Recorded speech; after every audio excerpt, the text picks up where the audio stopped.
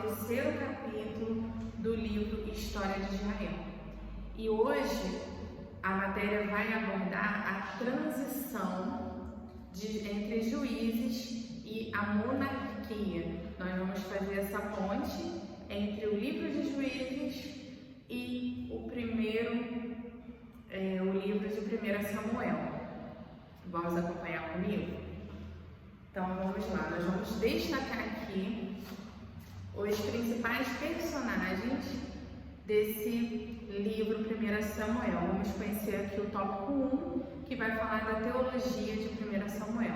E nós temos aqui a trajetória de 3 grandes personagens da Bíblia, que está ali no quadro, mas eu não sei se vocês estão conseguindo enxergar bem.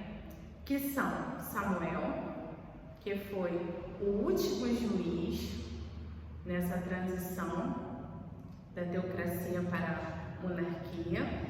Nós temos Saul, o primeiro rei de Israel, e nós temos Davi, o famoso rei Davi, o rei ungido e escolhido por Deus. Ok? Então, nós vamos aqui fazer essa introdução. Porém, Saul e Davi vão ficar para os próximos capítulos, que começa a história de reis. Aqui então, nós vamos agora fazer aqui o resumo do livro de 1 Samuel. Nós vamos, na verdade, conhecer um pouco sobre o livro de 1 e 2 Samuel. Na verdade, o livro de Samuel, quem está com a sua Bíblia, deixa lá no primeiro capítulo de 1 Samuel.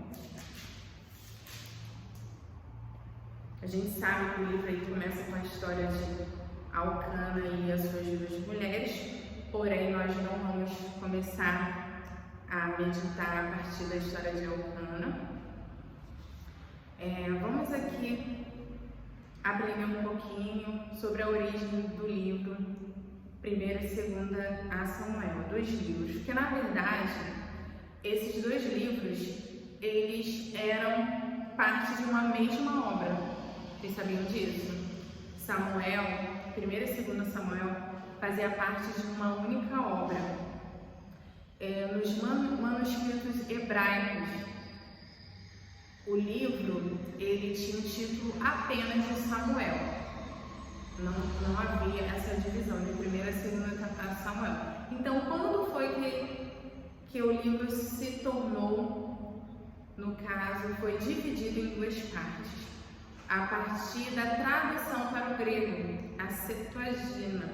Então, a partir da Septuaginta, houve essa divisão de 1 a 2 Samuel, e também, justamente com 1 e 2 a Reis, os livros são reconhecidos, respectivamente, como 1º, 2º, 3º e 4º reinado. E entre Samuel, 1 e 2 e Reis, 1 e 2, nós temos aí a história dos reis de Israel, ok? Agora, o que a gente precisa falar? A gente já aprendeu que esse livro era um só, depois da tradução para o grego se transformou em 2 partes, e o autor de 1 Samuel. Vamos falar um pouquinho? A tradição do Talmud atribui a maior parte da escrita para Samuel, porém esse livro ele é anônimo, nós não temos como confirmar a autoria, mas nós temos aqui esse apontamento para o próprio Samuel, sendo que, com exceção a parte da sua morte, no capítulo 25 de 1 Samuel, nós temos o relato da morte de Samuel. Então, a partir do capítulo 25, a continuidade da história é atribuída a outro autor, e também 2 Samuel. Ok? Capítulo aqui vai até o 31 do primeiro livro de Samuel. Então, gente, tem aqui uma contradição, nós vamos falar sobre isso. Na apostila não fala, mas eu vou trazer para vocês. Por quê?